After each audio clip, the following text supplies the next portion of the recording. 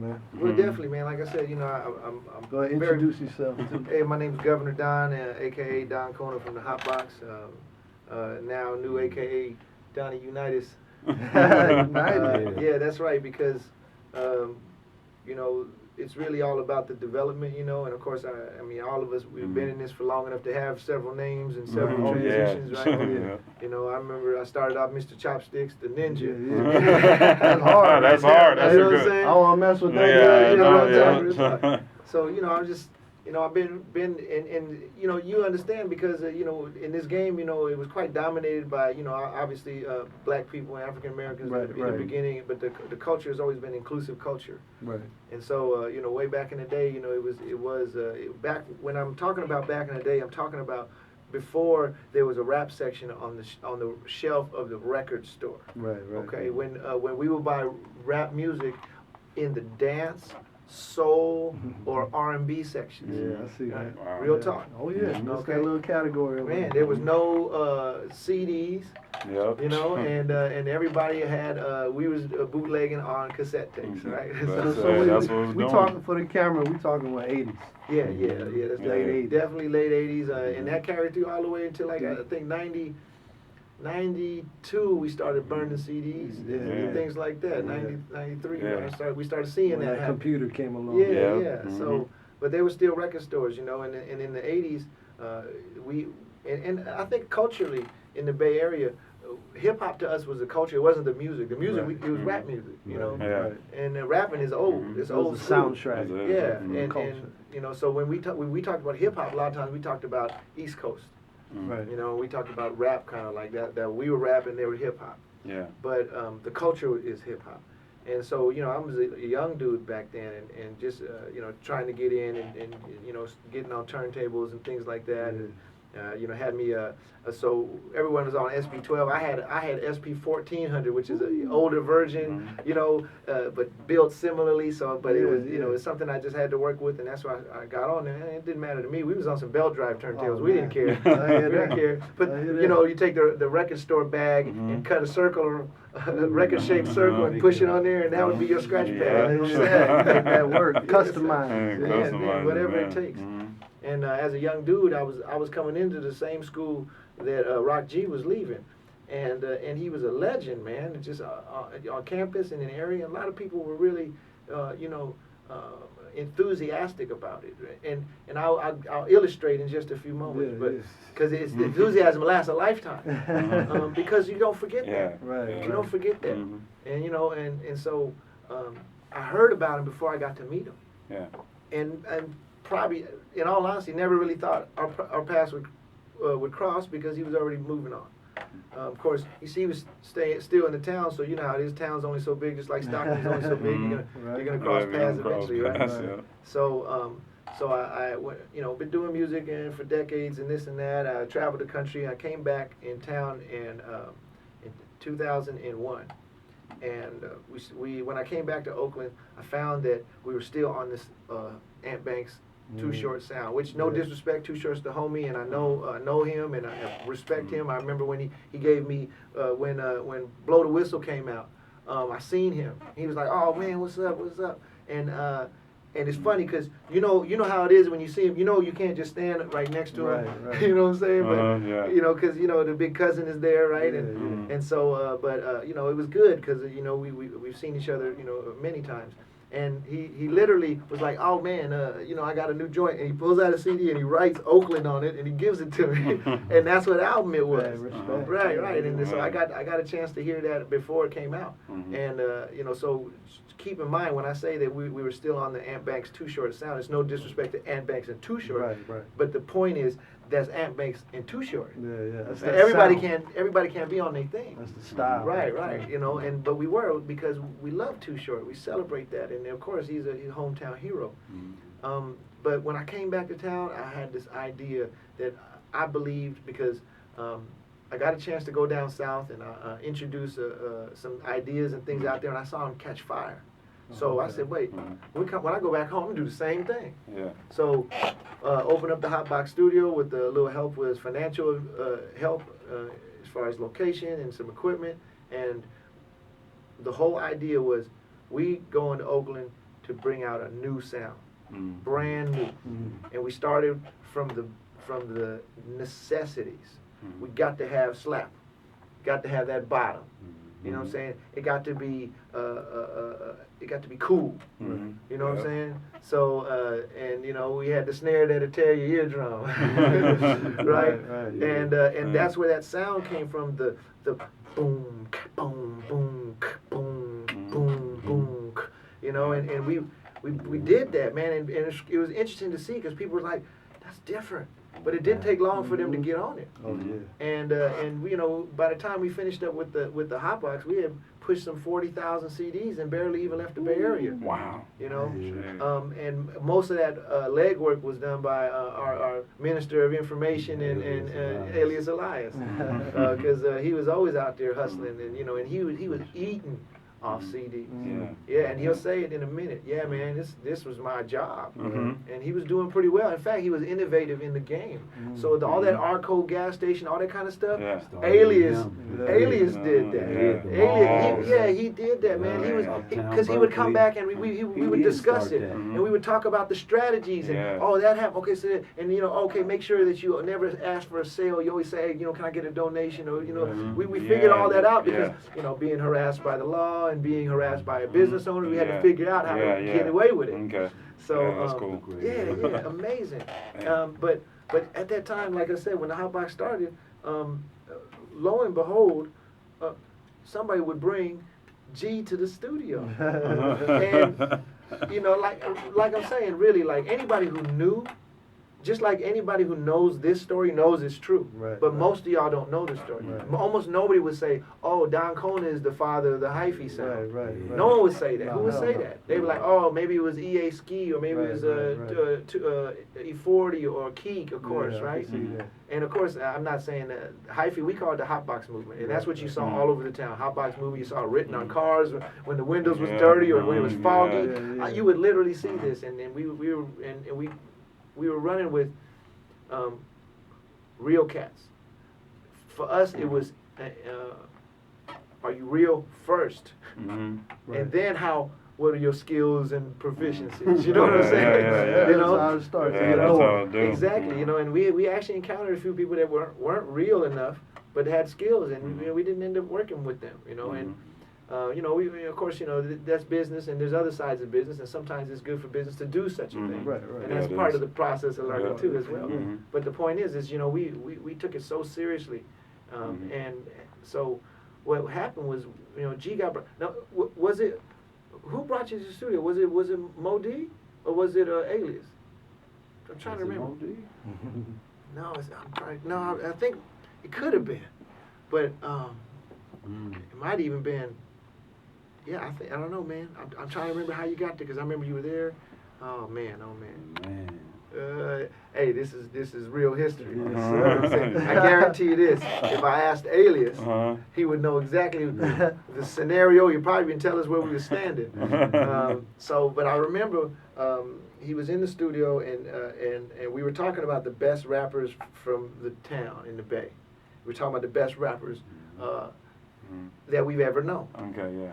And we were naming them, and we talked about everybody, you know. We talked about the originals, you know what I'm saying? And then you know, of course, Too Short and all that, but you know, even older than that, you know, and all these Macs and all these others, you know. And it was funny because Mo D says, hey, you know who is the tightest of all them? You don't even know. Let me tell you, George H. G. The G. He said him by name, first and last name. Yeah, I can see that. But he was in the studio with us and didn't know that that's who he was. Oh, okay, yeah. Right? And he was like, wow. And he was like, oh man, let me tell you. And he really, I'm telling you, the enthusiasm never left because, and I felt it too.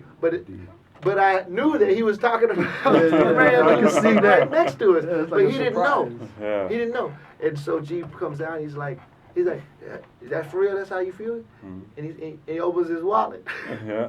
And he's like, what? And he's like, man, it's like he just met, I don't know, a movie star for the first time or something. It was mind blowing. Oh, and really, and that was, of course, we had a great time with the Hot Box. It was a great time. I'll tell you what we were very fortunate, and that's why I'm saying I'm real glad that TribalQuest is working with G, because we were very fortunate to work with him, and the kind of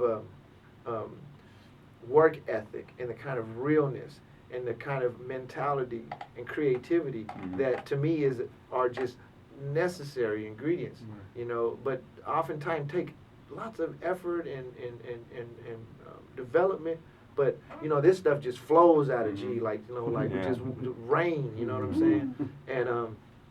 And he would, man. I'm telling you, like, and everyone got to learn from that, because they would be in the studio 5-6 hours. Half a page, things like that. And G would come in the studio and spend an hour listening to 30 tracks, and he'll pick 3 of them, and then he'll disappear. He's like, all right, I'll see you on Friday. I'll see you on Friday. Then he come back on Friday at midnight 30, or worse, 2:31, after the clubs are closed and everything else, and he dropped off everybody, and then dropped off the ladies or whatever he was doing, I don't know, but he'll come through and it'd be 2:30 in the morning, and he would come through and he would knock out all 3 tracks back to back, and I'm saying, lay down, okay, activate, track 1, go. Boom. All right. Track 2. Background. Boom. Track 3. Ad libs. Boom. Track 4. Second ad libs in a different voice. Boom. Track 5. Filler. Then listen to it. Okay. Oh yeah. You know what? Yeah. That one piece. Let's redo that. Come back and hit it. Real talk. Real talk. And it was kind of like this. I could see you. It's true. That's true. But in 3 hours, we was doing it. He could knock out 3 songs done, 4 or 5 songs done, and now I got to do all the work. Yeah. You got to wrap it up. Yeah, but it wasn't like, how it is, like when you lay down a track and you got to do a lot of work. It wasn't like that. All the pieces were there. All I had to do was you just boom, move that here, clip that there, compress this, boom. And the mix. Professional. By the next week, he's able to listen to it. Oh, he's ready to go. And he's ready to record. He's ready to 5 record more. And I think he recorded like, must have been about 20 tracks. Okay. But actual work time, 10 days maybe. Actual hours in. Okay. But in the studio. Right. But I know, you could tell, I'm telling you, he had a whole, paper in the studio. He got the whole song rehearsed. I'm telling you, just on point. He even knows when, back it up, DK, I messed that up. Let's do it again. Let's do it again. And everything on point. And when everyone got to see that, and they got to see the effectiveness and what a real rapper does in the studio, it elevated the game so quick, and everyone was like, G the role model, you know what I'm saying? And he's setting the benchmark, and he's setting it high. He's setting it so high, making everybody else work. I can see that. So and like I said, it's a blessing to have that around. And I'm gonna say, if you ever please do get a chance to listen to G's stuff, man, because the flows are just the sweet, man. The flows just go, but the stuff he's saying is really what really gets you. There's Alias has a song in his verse. He says, "G, you still my favorite rapper. Tupac and Hitman, they come after." Okay, all right. That's deep. That's cool. And I have to agree, man. G's my favorite rapper. And I've been rapping since before I ever met G. That's for sure. I guess egotistically, I got to be my favorite rapper. But when I'm listening, as an audience, as a listener, on the spectator side of it, not a producer but a consumer, man, the G blows me away, and he could do it on anything, man. He could. He could do it on anything, man. He could do it on, man, just play any instrumental on earth, and you could put G on it. And we got all these different songs from the Hotbox era, and really every single song was different. Yeah. It was like a whole, you almost can make an album project out of each song. Let's take this song and make 20 more, you know? And so, you know, I think that being a part of a Bay Area hip hop history, man, you're doing good when you got G1 letter on the ranks and the rank and file. You got people to be able to, you know, bring up these youngsters so they can see how it's done. Youngsters is on this new generation, and the cool part about it is the availability and affordability of technology. The bad part is the availability and affordability of technology. Right? You know what I'm saying? So people are not used to, you know, they have their song come out tight. They'll never be able to perform it. They can never put it on stage. What, you know, they don't understand this industry. They don't understand what's really going on. Okay, we make some money from sales, but we make our money from performing. We make our money, man. Hopefully, we get some royalty action. You know, some of them them ASCAP BMI checks coming through. You know, oh man, imagine if you know a film or a TV program, something like that, picks you up. You know, this is where the money flow coming in. And these youngsters, man, they can't perform. They can't perform, and if as if that was the worst part of it. But if you listen to their songs, man, they can't rap. They can't rap either. Hey, package deal right you know what I'm saying? there, you know? So, you know, if you listen to the raw tracks, you say, man, this producer is dope. Turn off that auto tune. The rapper, you almost could have anybody saying anything. But the producer is dope. That's what it is. So that's what we are. You know, we in that era. But one thing I know is coming around is this realness always comes around, and you know, it can't go 30 years without coming back. You know, so and here we are now again at the head of those waters, and you know, we got people who kind of brought it back with the Talib Kweli's and the Lupe Fiascos. But I'm gonna tell you, really on the underground, everywhere in the country, you had somebody like G, was always laying it down, was always keeping it real, was always, when you heard the song, if you listen to 3 of his songs, man, you just got upgraded. Man, your life is better, you're smarter. You know what I'm saying? You've experienced something, and you experience not in a way to brag and pretend and fool you into glorifying something stupid, but you experience in a way that has a dose of reality. Yeah, you can see the glitter, but all that glitters ain't gold. You know what I'm saying? So, yeah, man. Like I said, man, it's always good to have somebody like that on the team. But G has been more than just someone I work with. You know, he's a confidant. He's somebody I could trust. He's somebody who I would look to for advice. People say, who do Don look to for advice? You know what I'm saying? So, you know, G was one of them. And I know, you know, he's taking care of himself. You don't know how grown he is, but just, you know what I'm saying? And I guess I'm doing a little bit of that too with the pearl cream. It's just all the vegetables, baby. You got to eat lots of fresh vegetables. A lot of water. Yeah, drink that water, you know, gallon a day. Gallon a day, that's right, it. That's right. But, man, like I said, man, this dude, I looked up to him, man, ever since I was shorter than him. For sure. And I was when I started high school. You're shorter. That's the truth. So, big up to TribalQuest.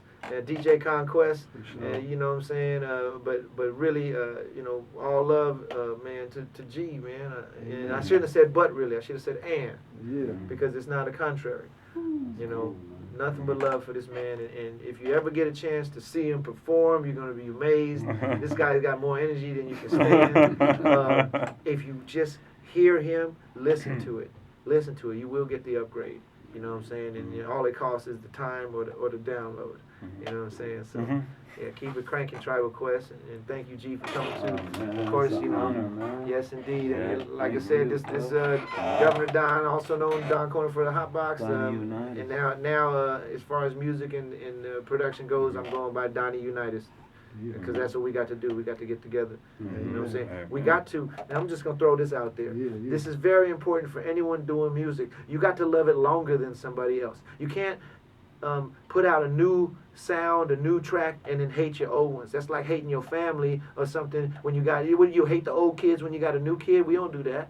So here's what happened. Here's how our movement had got hijacked. Okay, it got hijacked by some of us. Okay. It takes a while for a movement to catch on. The whole world has to feel it, okay? And there's got to be people from everywhere in order for it to go this flash flood that you're looking for that's going to bring that scratch down. You know what I'm saying? So this is what we got to do. We got to love it and promote it, even when other people are up on it. Something about Cali, I tell you what, we so into innovation, we're so into doing the new that when somebody else is up on it, we think it's dead. Right. But that can't be real, because if it is real, then that means we'll never get the payment for our work. It takes 10 years to make Lilo and Stitch, okay? You know what I'm saying? So you got to think about it like